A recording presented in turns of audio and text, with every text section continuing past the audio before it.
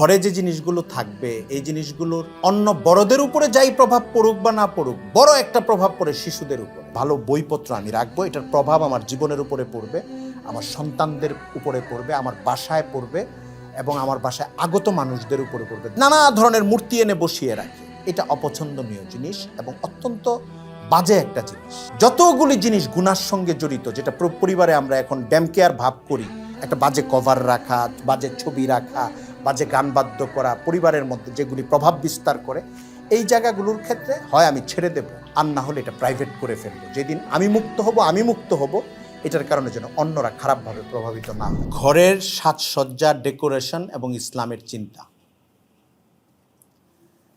Decoration বা interior design বা ডেকোরেশনের একটা কারিগরি দিক আছে, যেটা ইঞ্জিনিয়ারদের কাজ অথবা ওই বিষয়ের যারা পারদর্শী তাদের কাজ। সাজসজ্জাটার অর্থমূল্য কেমন হবে, কোন ধরনের পণ্য বা জিনিস দিয়ে ঘরটাকে সাজানো হবে। ঘর বলতে ঘর প্রধানত বাসা, এর সঙ্গে থাকার আরও জায়গা, যেরকম অফিস, যারা অফিসে বসবাস করবেন তাদের জন্য অফিস। এমনকি আমি চিন্তা করে দেখেছি যাদের প্রাইভেট নিজস্ব গাড়ি আছে, গাড়িও এর আওতাভুক্ত। তো এটাকে আমরা সাজসজ্জা কিভাবে করব, অথবা এই আলোচনার একটা পার্শ্ব অংশ হলো কি জিনিস থেকে আমরা মুক্ত রাখব, কেন রাখব, এই বিষয়ক কিছু আলোচনা এখানে। প্রথম বিষয় হলো মানুষের জীবনে সরাসরি জিনিসের প্রভাব যেমন খুব প্রত্যক্ষ, আমরাও যুক্তি দিয়ে বুঝি যে এই জিনিসটাও সরাসরি, প্রভাবটাও সরাসরি। যেরকম নামাজের প্রভাব জীবনের উপরে, ইবাদতের ক্ষেত্রে এবং জীবনকে সুন্দর করার ক্ষেত্রে, এটাকে অনেক দিকে আমরা নিতে পারি। মৌলিক সত্তা হলো তার ইবাদতের সত্তা, এর আসারাত বা প্রভাব আরও জীবনের অনেক দিকে ছড়িয়ে পড়ে। কোরআন শরীফ এবং হাদিসের বর্ণনা অনুযায়ী ইন্নাস সালাতা তানহা আনিল ফাহশাই ওয়াল মুনকার, নামাজ মানুষকে খারাপ কাজ থেকে বিরত রাখে, এটা নামাজের একটা ফলাফল। নামাজ আসলে মানুষ পড়ে আল্লাহর ইবাদতের জন্য, এটা আল্লাহর বিধান। নামাজ যদি তাকে অন্য কোনো ফলও না দেয়, মানে যদি আমরা কাল্পনিক অর্থে বলছি, আল্লাহর বিধান রক্ষা এবং আমার উপরে যে আল্লাহর হুকুম, এই জন্য নামাজ পড়তে হবে। এই জন্য কারো ক্ষেত্রে যদি এমন হয় যে আমার তো এটা হচ্ছে না, তো নামাজের পরে এই ফলটা আসছে না, তাহলে কি আমি এটা করব না? না, নামাজের মৌলিক বিধানত্ব এটা হচ্ছে যে আল্লাহ আমার উপর ফরজ করেছেন এবং এটা প্রধানতম ফরজগুলোর একটা। ইমানের পরে সবচেয়ে শক্তিশালী ফরজ হচ্ছে নামাজ। তো এরকম এটার প্রভাব আমরা টের পাই, অনুভব করি, বুঝি, অন্তত যৌক্তিকভাবে বুঝি যে এর একটা প্রভাব আমার দুনিয়ার জিন্দেগিতে আছে, আখিরাতের জিন্দেগিতে আছে। কিন্তু পরোক্ষ অনেক জিনিসেরও প্রভাব থাকে, যেটা ঠিক নামাজের মতো না, ঠিক তেলাওয়াতের মতো না। জিকির করলে যে একটা ফায়দা, এটা আমরা জানি, এবাদতের ক্ষেত্রেও, জীবনের ক্ষেত্রেও। কিন্তু নামাজ, তেলাওয়াত, এবাদাত, তাসবিহ, যেটাকে প্রত্যক্ষ সওয়াবের কাজ হিসাবে আমরা জানি, এর বাইরে পরোক্ষ এমন অনেক জিনিস আছে যার প্রভাব অনেক সময় অনেক বেশি থাকে। পরোক্ষ কিছু জিনিস থাকে, ওই জিনিসগুলোর দিকে আমাদের খেয়াল রাখতে হবে। দৃশ্যের প্রভাব থাকে মানুষের জীবনের উপরে। একটা চোখে একটা জিনিস বারবার দেখতে থাকলে এটার প্রভাব মনের উপরে, মাথার মধ্যে অনেক বড়ভাবে পড়ে। দৃশ্যের প্রভাব।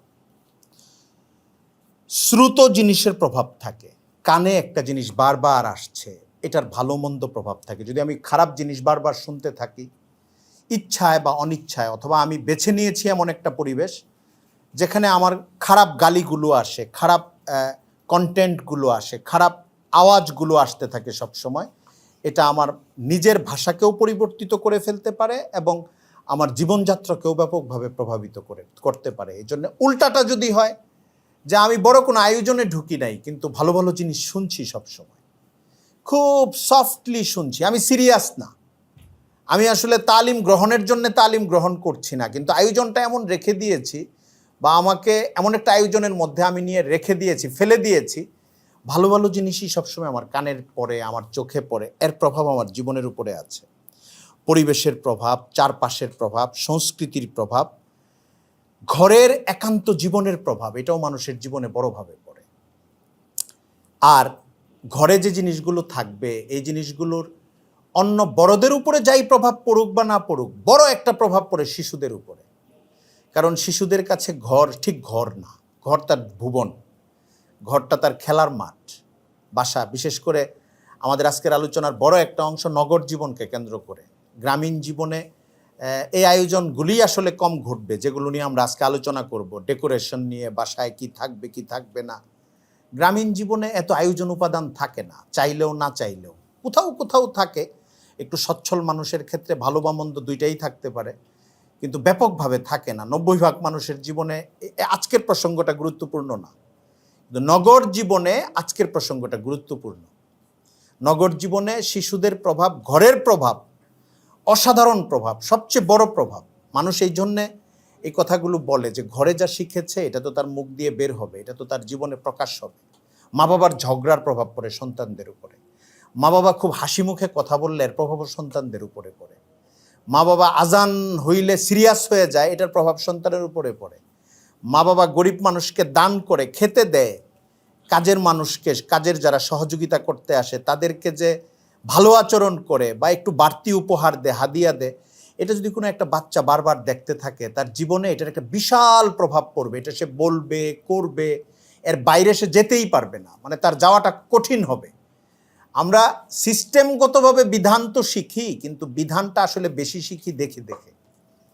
কানুন তো পড়ি আমরা যে এটা ইসলামে জায়েজ, এটা না জায়েজ, এটা দেশীয় আইনে জায়েজ, এটা বৈধ, এটা অবৈধ, কিন্তু মানুষের মনের ভেতরে প্র্যাকটিসটা হয় আসলে খুব প্রত্যক্ষভাবে। খুব কাছের মানুষকে আমরা যেটার মধ্যে দেখি ওইটা আমার কাছে হালাল মনে হবে, যেটার প্রতি অনীহা দেখি ওইটাকে হারাম মনে হবে। এটা মাইন্ডসেটের হালাল হারামটা এভাবে দাঁড়ায়। এর জন্য মা বাবার প্রভাবটা বা ঘরের প্রভাবটা অনেক বড়। এখন আমরা ডেকোরেশন নিয়ে বলি যে ঘরের ডেকোরেশনে আমরা কি করব এবং কি করব নাটা পরে বলি। আগে এই কথাটা বলে নেই যে ডেকোরেশন করাটা ঘরের জন্য খুব দরকারি না। দরকারি না এই অর্থে যে না করলে ওয়াজিব ফরজ লঙ্ঘন হবে না, সবার আর্থিক সামর্থ্য একরকম না, এমনকি সবার রুচিও একরকম না। খুব সিম্পল একটা বাসা, কোনো ডেকোরেশন নাই, দৃষ্টিকটু অথবা প্রচণ্ড অপরিচ্ছন্নতার কিছু নাই, তাহলে এটাই তার জন্য ভালো, কোনো সমস্যা নাই। কিন্তু যেহেতু আমি চাই বা না চাই, মন্দ বা ভালো কিছু ডেকোরেশন, যেটাকে আমি ডেকোরেশন মনেও করি না, সেটাও তার অংশ হয়ে যায়। এই জন্যে সচেতনতাটা ভালো, মানে চর্চা থাকাটা ভালো, একটু মাথায় থাকাটা ভালো। 1 নাম্বার, আমি আমার বাসার ভেতরে ভালো জিনিসপত্র রাখবো। ভালো মানে দিনের দিক থেকে ভালো, দিন যেটাকে ভালো বলে এমন জিনিসপত্র প্রকাশ্যে রাখবো। এটার অনেক উদাহরণ আছে, আমি ছোট্ট 2-1টা উদাহরণ সামনেও আনবো। 2 নম্বর জিনিস হলো সুন্দর ও উপকারী ক্যালিগ্রাফি, আয়াত, হাদিস, দোয়া, প্রাকৃতিক, ধর্মীয় দৃশ্য আমি যদি রাখতে চাই এটা রাখবো। কি রাখবো না এই আলোচনা আমি পরে করব। যদি রাখতে চাই রাখবো। কেউ যদি মনে করেন যে হুজুর আমার ওয়ালটা সিম্পল, আমার কিছুই রাখি না, কোনো সমস্যা নেই। উল্টাটা না করার জন্য আমি এটা বলছি, রাখতে চাইলে আমি ভালো ক্যালিগ্রাফি রাখবো। ভালো ক্যালিগ্রাফির ক্ষেত্রে নিজস্ব রুচিটাকে একটু উন্নত করে লাগাবো। এমন অনেক সময় বেদাতি জিনিসপত্র পাওয়া যায়, বিশেষ করে সাবকন্টিনেন্টে ধর্মীয় ক্যালিগ্রাফি বা ডিজাইন হিসাবে এমন অনেক জিনিস বাজারে পাওয়া যায়। একটা মাজারের ছবি পাওয়া যেতে থাকে, এইটা পাওয়া যেতে থাকে, ওইটা পাওয়া যেতে থাকে, একটা ঘোড়ার ছবি পাওয়া যেতে থাকে, আগে পিছে আয়াত হাদিস লাগানো। খুব ভালো করে বুঝবো আমরা যে শরীয়তে কোন ধরনের ছবি রাখা জায়েজ এবং কোন ধরনের জিনিস না রাখা, মানে না রাখতে হবে।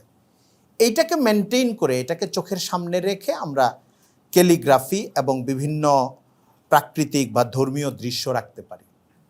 অনেক বাসায় এমন আছে যে হজ করে এসছেন, উমরা করে এসছেন, মক্কা বা মদিনার সুন্দর একটা স্নিগ্ধ ছবি আছে, ব্যাপক মানুষের ছবি ওইখানে নাই। মানুষের ছবি এড়ানো দরকার, প্রাণীর ছবি ঘরের মধ্যে এড়ানো দরকার। আমরা এখন অনলাইনে ব্যবহার হইতে হইতে হইতে হইতে এই বাধাটা আমাদের দূর হয়ে গেছে অনেক মনের দিক থেকে, যে এই ছবিটা মনে হয় ঠিক না, এই ছবিটা মনে হয় ঠিক না। ঘরে যখন দেয়ালে টানাবো, অনলাইনে অনেক জিনিস, এটার ওলামায়ে কেরাম ফিকহের ক্ষেত্রে অনেক ব্যাখ্যা করেন যে অনলাইনে অনেক ছবি, যেখানে প্রাণীর ছবি, আমাদের ছবি, অনুষ্ঠানের ছবি, অনেক কিছু থাকে, এটাকে ভিন্ন মাসলা হিসেবে দেখা হয়। কিন্তু আমি দেয়ালে টানাবো, বাধাই করে টানাবো, কাবা, মক্কা আল মুকাররমা, মদিনা আল মুনাওয়ারার, সেক্ষেত্রে আমি খেয়াল রাখবো যেন মানুষের ছবি ফেসটা ভালো করে বোঝা না যায়।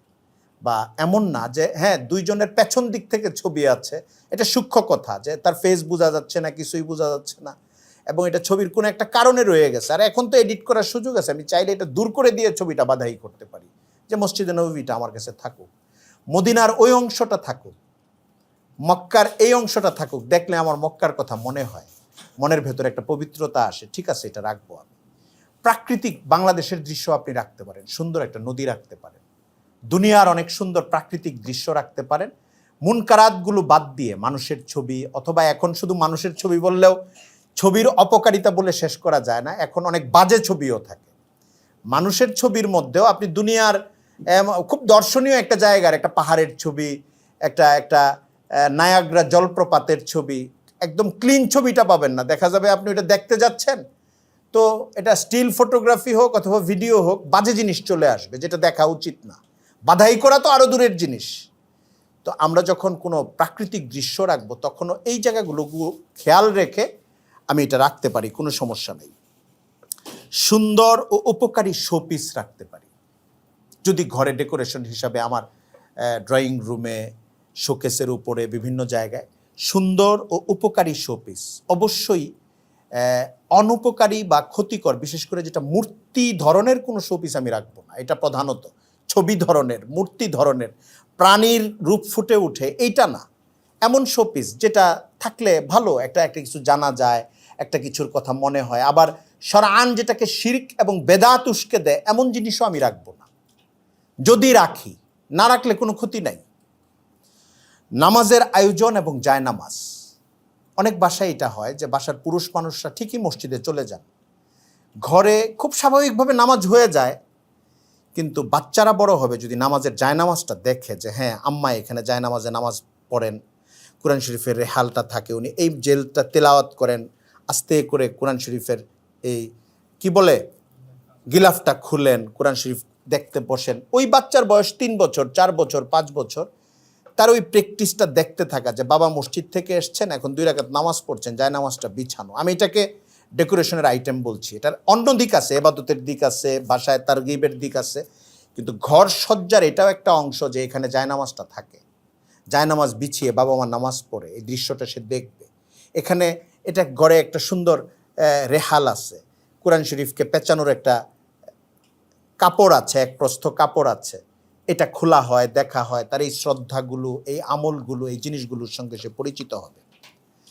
নামাজ আয়োজন, জায়নামাজ, কোরআন করিম তেলাওয়াত এবং তেলাওয়াতের আয়োজন, এটাও ঘরের সাজসজ্জার, দিনসম্মত সাজসজ্জার অংশ। এই প্রত্যেকটা জিনিস এমন যেগুলোর অন্য আরেকটা দৃষ্টিকোণ থেকে আমরা দেখতে পারবো, যেটা তো একটা ইবাদত। আপনি এটাকে ঘরের আয়োজন বলছেন কেন? ঘরের সাজসজ্জার আয়োজন। এটা দিয়ে মানুষ গঠন হয়। এই পরিবেশটা কেমন? এটা কি পাপী মানুষদের জন্য অনুকূল পরিবেশ, না সোয়াব কামানেওয়ালাদের জন্য অনুকূল পরিবেশ? এটা ঘরের আয়োজন এই জিনিসটা বলতে থাকবে। একটা বাসায় ঢোকার পরেই যদি দেখা যায় ডেস্ক গান বাজতেছে, এই টেবিলের মধ্যে কি সিগারেট খাওয়ার স্ট্রে আছে, একটা হাইফাই পরিবেশ, বাসার অন্যদের পোশাকও অন্যরকম, একজন দিনদার ছেলে বা মেয়ে ওইখানে ঢুকেই সে একটু অস্বস্তি বোধ করতে থাকে। সে বুঝে আমি একটা ভুল জায়গায় চলে এসেছি। এই ভুল জায়গা মানে কি? এটা তো কোনো নাইট ক্লাবও না, এখানে মদের বোতলও সাজানো নাই, আত্মীয় স্বজনের বাসায় গেছে, সে ফুপুর বাসায় গিয়েছে, চাচার বাসায় গিয়েছে, অন্যান্য কোনো কারণে তার প্রতিকূলতা নাই, তাকে নাস্তা দেওয়া হবে, আদর আপ্যায়ন করা হবে, সব করা হবে, কিন্তু ঘরের আয়োজনের অবস্থাটা তার জন্য প্রতিকূল। তখন তার কাছে অস্বস্তি লাগতে থাকবে। আজান হলে তারই মনে হবে আমি একটু বের হই, মসজিদ থেকে আসি। তাকে যদি বলাও হয় এখানে তুমি নামাজ পড়ো, দেয়ালে এমন একটা ছবি ঝুলছে, তাকে বললেও সে নামাজ পড়তে চাবে না এখানে। এই যে একটা প্রতিকূলতা, এই প্রতিকূলতাটা দূর করে আনুকূল্য দান করা ইবাদতকারীদের জন্য, এটা ঘরের সাজসজ্জার অন্যতম প্রাধান্যপ্রাপ্ত অংশ। এটা আমাদের প্রায়োরিটির মধ্যে থাকা উচিত। ভালো বইপত্র প্রকাশ্যে বুকশেলফে রাখা। প্রতিটা বাসায় বইপত্র ম্যাগাজিন থাকে, ভালো বইপত্র রাখবো। যদি আমার পড়ার অভ্যাস কমও থাকে, আমি সিরাতের কিতাব, কোরআন শরীফের তাফসির, হাদিসের কিতাব, ফিকহের কিতাব, এমন কিছু কিতাব যে কিতাবগুলোর নাম আমার বাচ্চার যদি মুখস্থ হয়ে যায় এটা খারাপ কিছু না। আমি যদি শোপিস হিসাবেও রাখি, এটার একটা অন্য তাত্ত্বিক দিক আছে। হুজুর আপনি বই বাসায় নিয়ে রাখছেন, ভাই আপনি তো পড়েন না, পড়েন না। আপনি যদি পড়ার অভ্যাস না থাকে পড়েন না। আপনাকে আমি এই শর্ত দিব না যে পড়লেই বই কিনেন, এটা আমি বলবো না। তাহলে ভালো জিনিস আপনার বাসায় তো ঢোকারই সুযোগ পাবে না।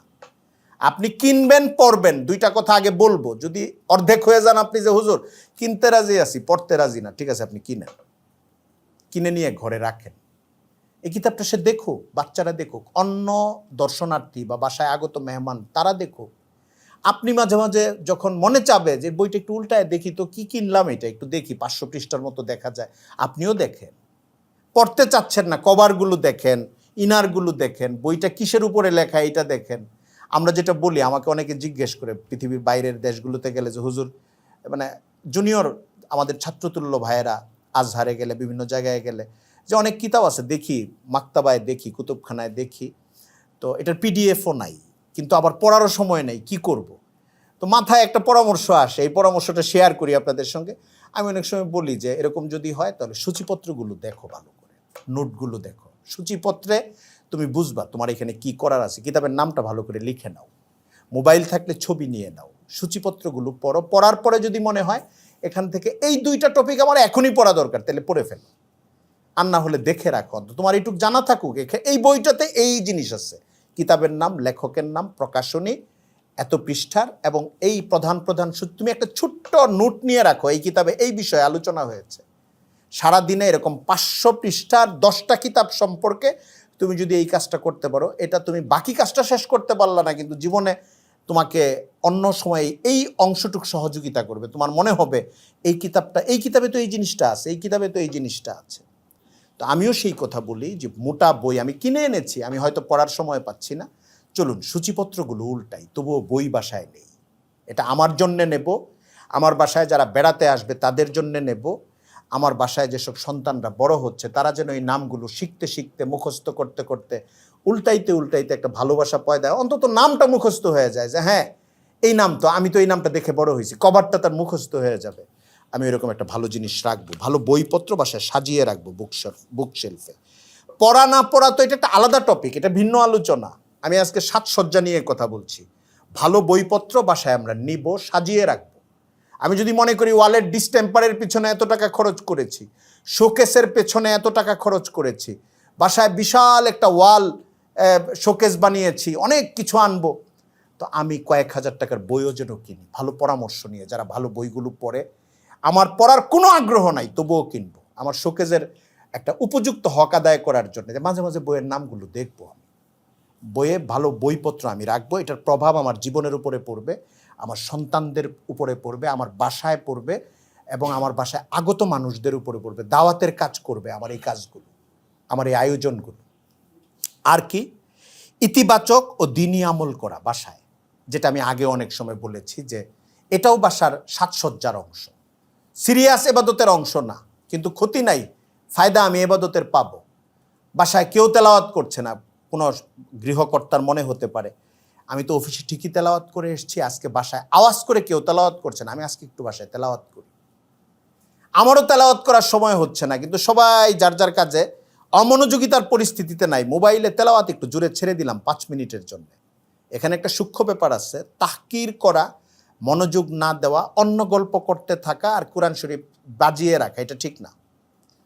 মানে এটা তাচ্ছিল্য হবে না, অবমাননা হবে না, মনোযোগেরও অন্যদিকে ধাবমানতা নেই।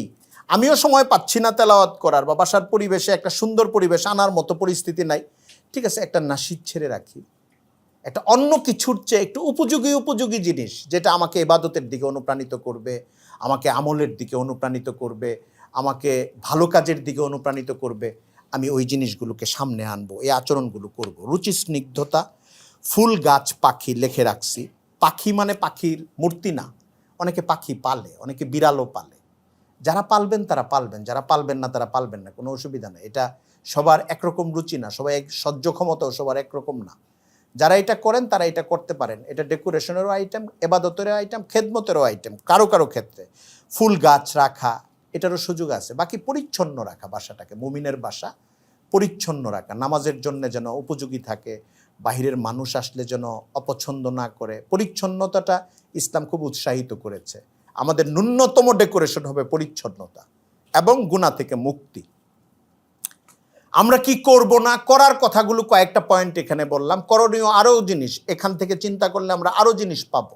আমি আবারও আমার কথা পুনরুচ্চারণ করি, আজকের আলোচনাটা প্রাসঙ্গিক। প্রাসঙ্গিক মানে মৌলিক ইবাদতের কোনো আলোচনা না, জীবনের কোনো মৌলিক আমলের আলোচনা না, কিন্তু পরিপার্শ্ব বলি আমরা বাংলায়, পারিপার্শ্বিক বলি, পারিপার্শ্বিক প্রাসঙ্গিক অনেক জিনিস আছে আমাদের জীবনের উপরে বিরাট প্রভাব ফেলে। আমি যদি এইখানে 10 জনকে জিজ্ঞেস করি যে শৈশবে কোন গানের কলিটা মুখস্থ আছে, আমার মনে হয় না কেউ বলবে যে আমার কোনোটাই মুখস্থ নেই। সাধারণ সিনেমার গান, গানের হোটেলে বাজতে বাজতে গজলের মানে গানের কলি, একটা কলি মুখস্থ আছে। কিন্তু বাংলাদেশে এমন মুসলিম পরিবার পাওয়া যাবে যে 3টা আয়াত ছোটকালে মুখস্থ করা হয়েছে, এটা মনে আছে। আপনি শিক্ষিত তরুণ শহুরে ছেলেদের মধ্যে বিরাট একটা অংশ পাবেন এটা মুখস্থ নাই। 3টা দোয়া মুখস্থ নাই, যদি পারিবারিকভাবে দিনদারি না থাকে। ছোটকালের মুখস্থ থাকাটা বলছি আমি। গানের কলি মুখস্থ আছে, অনেক দৃশ্য মুখস্থ আছে, প্রত্যক্ষভাবে গুনার আয়োজনে না যাওয়ার পরেও আছে, রাস্তায় দেখে দেখে আছে, বন্ধুদের সঙ্গে গল্প করতে করতে আছে। সারাউন্ড, পরিপার্শ্ব মানুষের জীবনে একটা বড় প্রভাব বিস্তার করে। তার কথা, তার রুচি, ঢাকা শহরের যে বলি আমরা, খারাপ খারাপ গালি, এটা তো আসলে পরিবারের ভেতর থেকে শিখিয়ে দেওয়া হয় না, বের হয়ে শিখতে থাকে, ঝগড়ার সময় শিখতে থাকে। এটা বাচ্চাদের মুখে উঠতে থাকে, উঠতে উঠতে প্রজন্মের পর প্রজন্ম যায়। খুব খারাপ খারাপ গালি খুব ইজি ভঙ্গিতে এখন দেওয়া হয়, এত খারাপ গালি যে এটা উচ্চারণ করে যে পরে বলবো এটা খারাপ এমনও সম্ভব না। কিন্তু এটা দেখবেন এই কমিউনিটির মধ্যে এটা কিছুই না, তাদের কাছে এটা কোনো আলাদা অনুভূতি তৈরি করে না। বাবার সামনে এটা বলতেছে, মায়ের সামনে এটা বলতেছে, এরকম খারাপ খারাপ গালি চালু আছে। এটা পরিবেশ থেকে মানুষ পায়, খারাপ খারাপ আচরণ পায়, খারাপ খারাপ লেনদেন পায়। এই জন্যে পরিপার্শ্বের প্রভাব, প্রাসঙ্গিকতার প্রভাব, শুধু মৌলিক জিনিসের প্রভাব মানুষের জীবনে পড়ে, মৌলিক ইবাদতের প্রভাব পড়ে, মৌলিক পাপের বা গুনার প্রভাব। মদ খাইলে আরেকজনকে দেখা মদ খাবে, অথবা মারাত্মক অশ্লীল কাজ করলে আরেকজন করবে ওইটা দেখলে। ব্যাপারটা এমন সব সময় এতটা অবধারিত না, বরং একদম এর চেয়ে অনেক দূরে থাকার পরেও ভালো কাজের প্রভাব ভালো পড়তে পারে দূর থেকে, পারিপার্শ্বিক কারণে। মন্দ কাজের প্রভাব তার উপর মন্দ হয়ে পড়তে পারে। আমরা এই জন্য এই জায়গাগুলোতে নিজেরা সতর্ক থাকব এবং অন্যদের ক্ষেত্রে দাওয়াতি আচরণ বা দাওয়াতি আমল করার চেষ্টা করব। এবং যদি যা বলেছি তার কোনোটাই করতে না পারি, আমার দেওয়াল, আমার ওয়াল, আমার শোকেস সব খালি থাকে, আমার বৃত্তও কম, আয়োজনও কম, কোনো সমস্যা নাই। কিন্তু সমস্যা যেটা হবে সেটা আমি পরে মানা করছি। আমরা কি করব না, এটা হচ্ছে গুরুত্বপূর্ণ। এটার জন্যই আজকের এই আলোচনা যে আমাদের কি করা উচিত না।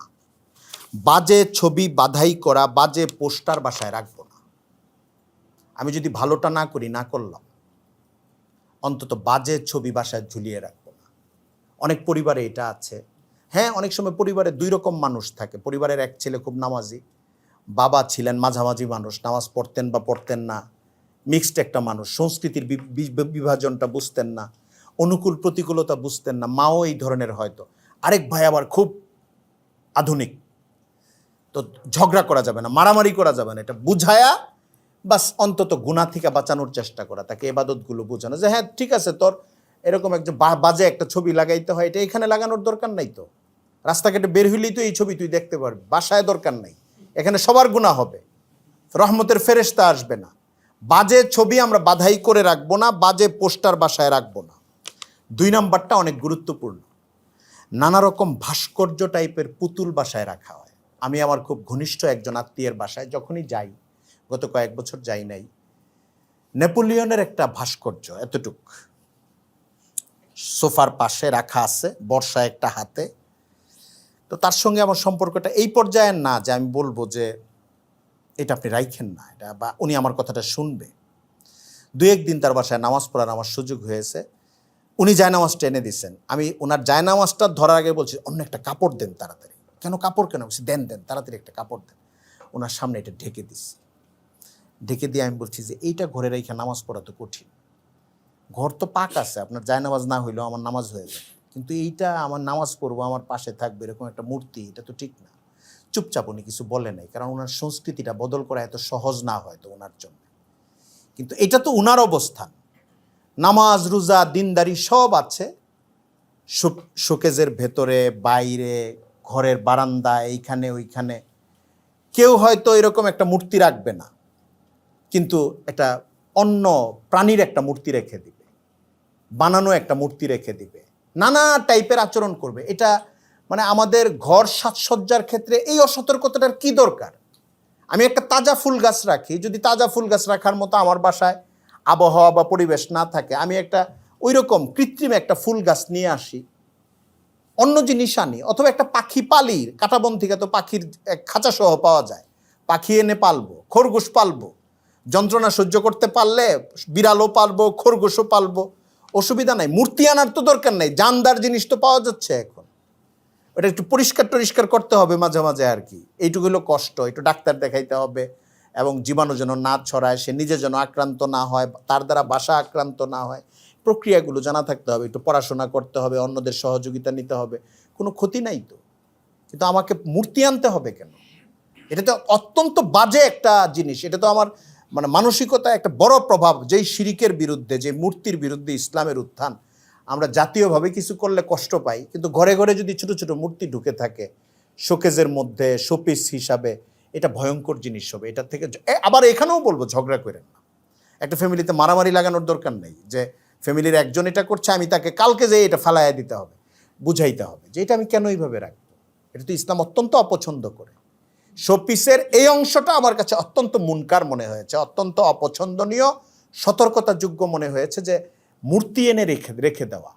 এক একজন এক এক বিষয়ের সঙ্গে জড়িত, দেশীয় রাজনীতি, আন্তর্জাতিক ইতিহাস, ইতিহাসের বিভিন্ন ক্যারেক্টার, বিভিন্ন প্রাণী পাওয়াও যায় এখন, ভাস্কর্য টাইপ এরকম জিনিস, মনের একটা স্বাদ মিটায়, পকেটে টাকা আছে, কিনতে যায়, মার্কেটে পায়, এটা 1000 টাকা দাম, এটা পিতলের আমি যে বাসার কথা বলছি এটা পিতলের বানানো ছিল, মনে হয় দেশের বাইরে থেকে উনি কিনেছেন, পরে নিয়ে আসছেন, পিতল টাইপ আর কি, আসলে কি ব্রোঞ্জ টোঞ্জ কি আমি ঠিক জানি না। তো এইরকম অনেকেই নানা ধরনের মূর্তি এনে বসিয়ে রাখে, এটা অপছন্দনীয় জিনিস এবং অত্যন্ত বাজে একটা জিনিস। আমাদের মুসলিম ঘরের সাজসজ্জার কোনোভাবেই এটা কোনো অংশ হতে পারে না। অশুভ ও ক্ষতিকর শোপিস এটা আমরা রাখবো না। পেপার পত্রিকার বাজে কভার কিংবা ছবি, পত্রিকা বাসায় রাখা আছে, আজকের বাংলাদেশের দৈনিক পত্রিকা, প্রখ্যাত সব দৈনিক পত্রিকা, ভিতরে বিনোদনের একটা পেজ আছে, খেলার একটা পাতা আছে, এমনকি ফার্স্ট পেজ লাস্ট পেজেও এখন এমন অনেক আইটেম থাকে, ছবি থাকে, খবর থাকে, বাসায় এটা উন্মুক্ত থাকে। এটা মানে ছবিটা প্রথম প্রথম শরম পায়, বাবাও শরম পায়, মাও শরম পায়, ছেলেও শরম পায়, মেয়েও লজ্জা পায় যে ছবিটা এতটা খোলামেলা একটা ছবি, কিছুটা ইন্ডিয়ার কারো ছবি বা বাংলাদেশের কারো ছবি, আস্তে আস্তে গা শোয়া হয়ে যায়। এটা টেবিলের উপরেই থাকে, বালিশের পাশে থাকে, বিছনার উপরে থাকে, মাঝখানে ছড়ানো থাকে। এটা খারাপ জিনিস, এটা আমাদের লজ্জা ভেঙে দেয়। আল হায়া শুআবাতুম মিনাল ঈমান, লজ্জাশীলতা হচ্ছে ঈমানের একটা গুরুত্বপূর্ণ অংশ। মানুষের ভেতরে প্রথমে একটু লজ্জা তৈরি করে, প্রথমে একটু একজন দেখলে আরেকজন দেখে না, আস্তে আস্তে আস্তে আস্তে চোখ ধারালো হয়ে যায়, সবার চোখ ভূতা হয়ে যায়, আমাদের গন্ডারের মতো হয়ে যায়, এবং এরপরে আমাদের ভেতরে একটা তৃষ্ণা জেগে ওঠে বাজে জিনিসগুলো দেখার। না থাকলে বরং তখন মানুষ অস্বস্তি বোধ করতে থাকে, এখানে ম্যাগাজিন নাই কেন, এখানে এইটা নাই কেন, এই পত্রিকাটা একটু পাইনসা, এটার মধ্যে বিনোদন আইটেমটাই নাই, এটার মধ্যে এইটা নাই, এটা খুব রসকসীন, পুরা সভ্যতার মধ্যে এটা ছড়ায় পড়ে, কিন্তু আসলে প্রথমে রুচিটার বিকৃতি করে। এই জন্যে কোনো পত্রিকার, বাজে পত্রিকার কভার এবং পত্রিকার ছবি খোলামেলা না রাখা। এখন আমি আপনাদেরকে এটা বলতে পারবো না যে দৈনিক পত্রিকা বাসায় নিয়েন না, দৈনিক পত্রিকা মানুষের নিতে হয়। মাদ্রাসাগুলোতে যেটা করে এটা করার চেষ্টা করা। আমরা আগে উস্তাদদের কথা বুঝতাম না, দৈনিক পত্রিকা পড়া শেষ হয়েছে তো, সম্পাদকীয় পড়েছেন, ফার্স্ট পেজের নিউজগুলো পড়েছেন, দেশের পরিস্থিতি জানার জন্য আপনার পড়তে হবে, অনেক সময় হয়তো হবেও, আপনার খোঁজখবর আপডেট থাকতে হবে। তর্কের জন্যও, এটা একদল তর্কও করবেন, এটার জন্য তর্ক দরকার নেই, আমিও এটার পক্ষে যে ঠিক আছে, দরকার, জানা দরকার। যেহেতু অনেক বাজে উপাদানও আছে, এটা ভাঁজ করে একটা জায়গায় রেখে দিই। এত প্রদর্শনীর দরকার নেই, কারণ নিরাপদ না, সবগুলি ছবি নিরাপদ না, সব ম্যাগাজিনের কভার নিরাপদ না, এটা আস্তে করে ভাঁজ করে রেখে দিই।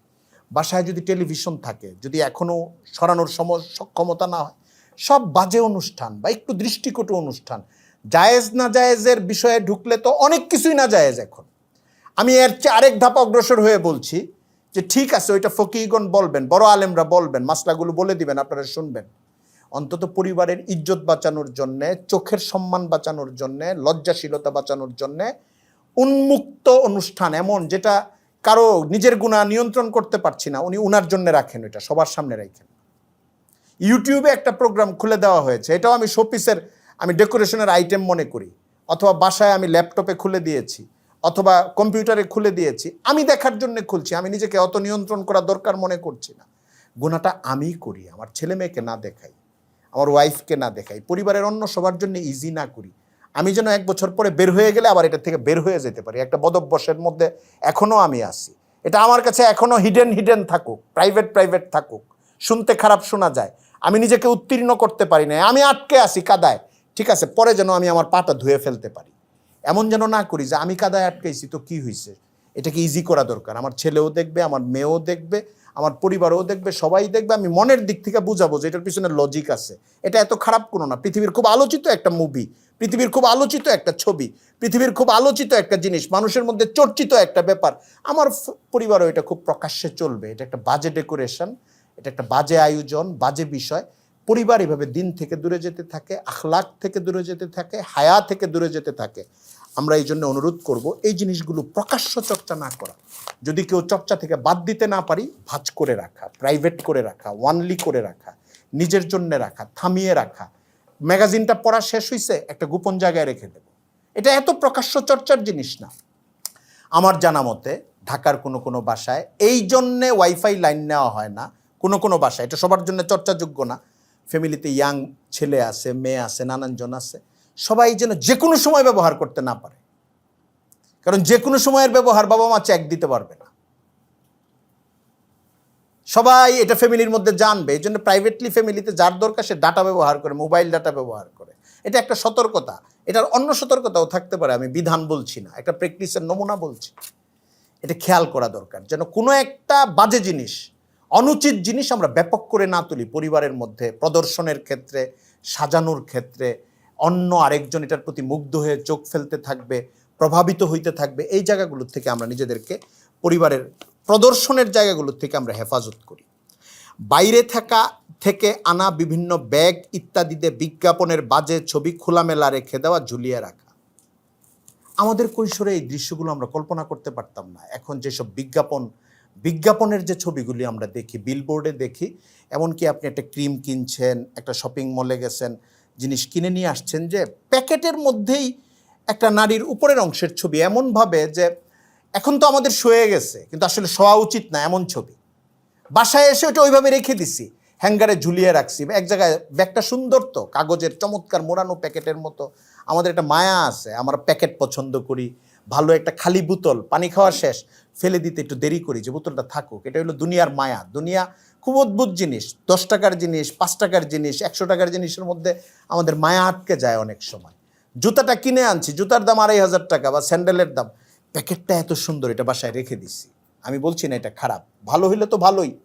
ওই মায়ার কারণে আমরা অনেক জিনিস রেখে দেই, বাজে ছবিওয়ালা জিনিসগুলো ঝুলিয়ে রেখে দিই।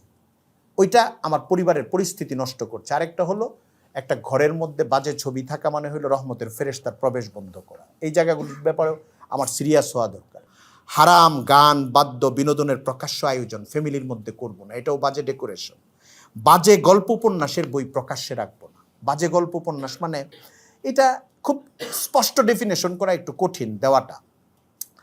অনেক ক্লাসিক বাংলাদেশের গল্প, শরৎচন্দ্র, রবি ঠাকুর, এমনকি সুনীলের বইপত্র অনেক জায়গায় আছে। কিন্তু আমি একটা আপেক্ষিক আলোচনা করি আপনার সঙ্গে। আমার পরিবারে 12 বছর থেকে 17 বছর বয়সের ছেলেমেয়েরা আছে, স্কুল কলেজে যায়। বাংলাদেশে যে কথা সাহিত্যগুলো আমরা আগের পড়ি, এখনকার পড়ি, বা আমাদের চোখের সামনে পড়ে, কোনটা প্রেমের গল্প ছাড়া, এবং একটু ঝামেলাপূর্ণ প্রেমের গল্প ছাড়া, যে আমার 12 বছর, 13 বছর, 14 বছরের ছেলে শুধু সাহিত্য শিখবে, প্রেমের গল্পটার দ্বারা প্রভাবিত হবে না।